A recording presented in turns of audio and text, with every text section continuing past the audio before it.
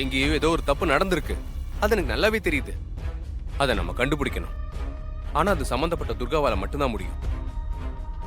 இந்த மாதிரி நேரத்துல நம்மலாம் துர்காவுக்கு துணையா சப்போர்ட்டா இருந்தா தானே துர்காவால மைண்ட் ஃப்ரீயா எதையும் யோசிச்சு செய்ய முடியும்.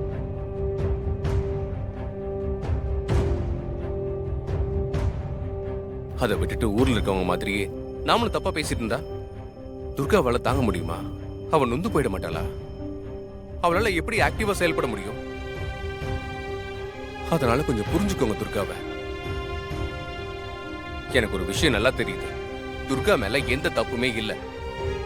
அதுக்காக அந்த வீடியோ பொய்ன்னு நான் சொல்ல வரல. ஆனா அது எப்படி வந்துச்சுங்கிற கேள்விதான் ரொம்ப குழப்பமா இருக்கு. அதை வச்சுட்டு நம்ம துர்கா மேல பழி போடுறது முறையில இல்ல.